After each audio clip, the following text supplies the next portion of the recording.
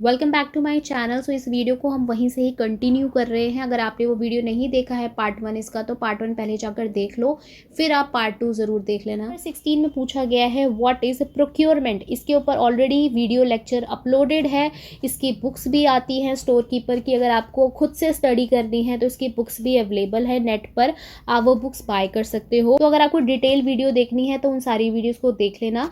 इस वीडियो को मैं थोड़ा जल्दी कवर कर रही हूँ बिकॉज काफ़ी सारे क्वेश्चन है, आपके टोटल 50 क्वेश्चंस हैं। तो जल्दी से हम देख लेते हैं प्रोक्योरमेंट होता क्या है। सो प्रोक्योरमेंट क्या होता है? एक तरह का प्रोसेस होता है जिसके अंदर हम क्या करते हैं, हम गुड्स को बाय करते हैं। बाय को हम कहते हैं प्रोक्योर। और गुड्स क्या होता है? गुड्स यहाँ पर कोई भी आइटम हो सकता है, प्रोडक्ट हो सकता है, मटेरियल हो सकता है। जो भी हमारी कंपनी है उसकी पर्टिकुलर रिक्वायरमेंट है कि उनको भाई एक मोबाइल चाहिए या उनको एक पेन चाहिए, तो हम उस कंपनी के लिए उस पर्टिकुलर आइटम को प्रोक्योर करते हैं। कहाँ से करते हैं? सप्लायर्स के थ्रू हम अपने प्रोडक्ट को प्रोक्योर करते हैं किसी कंपनी के लिए। उस पर्टिकुलर प्रोडक्ट को अगर हमें बाय करना है, वो ऐसे ही बाय नहीं हो जाता, ये बड़े लेवल पे होता है। उसके लिए हमें स्ट्रैटेजीज बनानी पड़ती है, मैनेजमेंट अपना ठीक करना पड़ता है, तब जाकर हम किसी भी आइटम को प्रोक्योर कर सकते हैं। क्वेश्चन नंबर 17 में पूछा गया है व्हाट इज इन्वेंट्री मैनेजमेंट। तो इन्वेंट्री मैनेजमेंट आप सबको पता होगा क्या होता है। नहीं पता है तो आपको मेरे चैनल पर सब कुछ मिल जाएगा, आपको बस चैनल पर बने रहना है, चैनल को सब्सक्राइब कर लेना। आपको वीडियोस मिलती रहेगी वीकली, अगर आप बोलोगे डेली तो मैं वो भी ट्राई करूंगी कि आपको डेली वीडियोस मिल जाए। सो इन्वेंट्री मैनेजमेंट क्या होता है? इन्वेंट्री मैनेजमेंट एक सिस्टमिक अप्रोच होती है। ये भी क्वेश्चन आता है कि इन्वेंट्री मैनेजमेंट किस टाइप की अप्रोच होती है, तो ये एक सिस्टमिक अप्रोच होती है। तो सिस्टमिक अप्रोच होती है ये, इसमें हम क्या करते हैं, एक सिस्टम के थ्रू हम अप्रोच करते हैं जिसमें क्या क्या चीज़ें आती हैं। सोर्सिंग आती है, स्टोरिंग आती है, स्टोरिंग मतलब स्टोर करना, selling inventory, both raw materials भी हम सेल कर सकते हैं जिसे हम कंपोनेंट्स बोलते हैं, या आपका फाइनल प्रोडक्ट जो होता है वो भी हो सकता है। फाइनल प्रोडक्ट आपका जो है जितने भी प्रोडक्ट्स हैं वो, और जो हमारा रॉ मटेरियल होता है जैसे पर्टिकुलर कंपोनेंट्स हो गया, वो भी आप सेल कर सकते हो। तो इन्वेंट्री मैनेजमेंट में ये सारी चीज़ों को मिलाकर आप अपनी इन्वेंट्री को मैनेज कर सकते हो। सो क्वेश्चन नंबर 18 में पूछा गया है अगर एक पर्टिकुलर कंपनी है और उसको बहुत ही ज़्यादा प्रॉफिट जो है वो गेन करना है तो उस कंपनी को क्या करना होगा। सो इसका राइट आंसर है डी। अगर कंपनी को प्रॉफिट चाहिए तो उसको क्या प्रोवाइड करना पड़ेगा? हाईएस्ट डिस्ट्रीब्यूशन कॉस्ट प्रोवाइड करनी पड़ेगी, तभी उस कंपनी को मोस्ट प्रॉफिट गेन होगा। क्वेश्चन नंबर 19 में पूछा गया है material management is also called. जो मटेरियल मैनेजमेंट होता है उसको हम और क्या बोलते हैं? सो इसका राइट आंसर है सी, बोथ ऑफ द अबव। जो मटेरियल मैनेजमेंट होता है उसको हम कंट्रोल एंड लॉजिस्टिक मैनेजमेंट भी बोलते हैं एंड डिस्ट्रीब्यूशन प्लानिंग भी बोलते हैं। ये क्वेश्चन आपका आ सकता है, इसको आप अच्छे से देख लेना, ये बहुत ज़्यादा इंपॉर्टेंट है और बहुत ही ज़्यादा ईजी है। सो क्वेश्चन नंबर 20 में आपसे पूछा गया है a good planning system must consider. इसका मीनिंग आपको समझ आ गया होगा।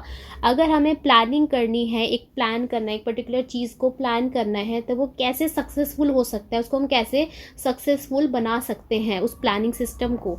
सो एक गुड प्लानिंग सिस्टम जो होता है उसके लिए हमें इन सारी चीज़ों को कंसीडर करना होता है, तभी हमारा जो प्लानिंग सिस्टम है वो अच्छा हो सकता है, सक्सेसफुल हो सकता है। तो इसका राइट आंसर है D, all of the above.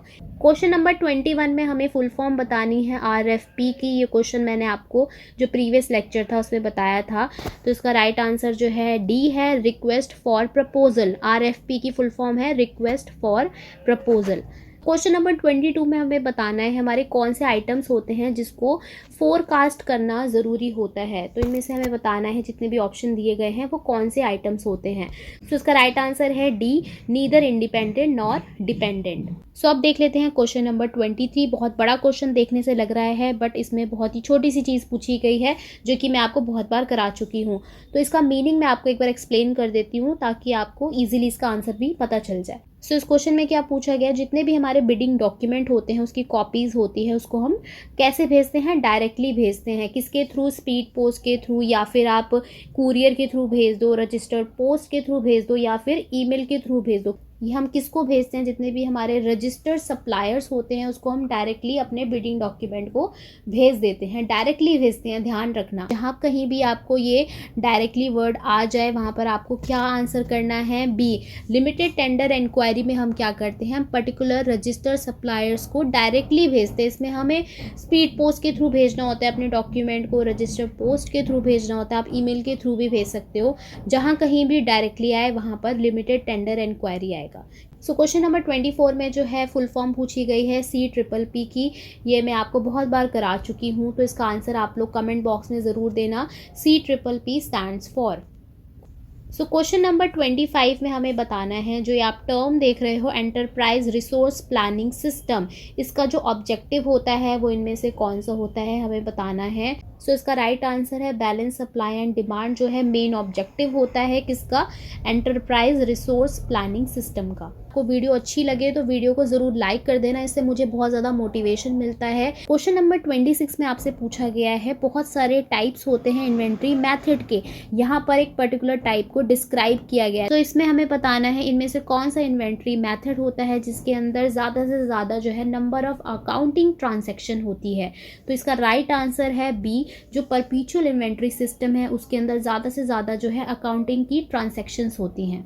So question number 27 में आपको बताना है, जो लिमिटेड टेंडर इंक्वायरी होती है उसके अंदर टोटल कितने नंबर ऑफ सप्लायर्स होने चाहिए। सो इसका राइट आंसर है बी, मोर देन 3। 3 से ज़्यादा जो है जो सप्लायर फर्म्स होती है वो पार्टिसिपेट कर सकती है लिमिटेड टेंडर इंक्वायरी में। लिमिटेड टेंडर इंक्वायरी के बारे में अगर आपको और जानना है तो इसके ऊपर मैंने ऑलरेडी वीडियो लेक्चर बना रखे हैं, आप उसको देख लो। मैंने सारे जितने भी टेंडर सिस्टम होता है उसको एक्सप्लेन किया था, टेंडर के टाइप्स बताए थे, तो उन वीडियो लेक्चर को आप देख लेना। डिस्क्रिप्शन बॉक्स में आपको प्लेलिस्ट मिल जाएगा स्टोर कीपर का।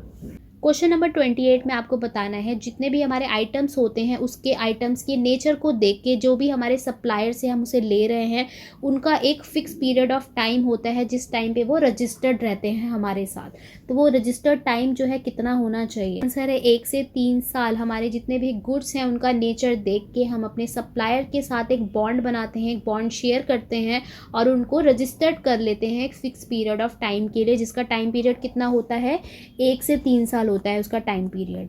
क्वेश्चन नंबर 29 में आपको बताना है, जो ABC एनालिसिस सिस्टम होता है उसके अंदर जो B कैटेगरी होती है वो किसके लिए होती है।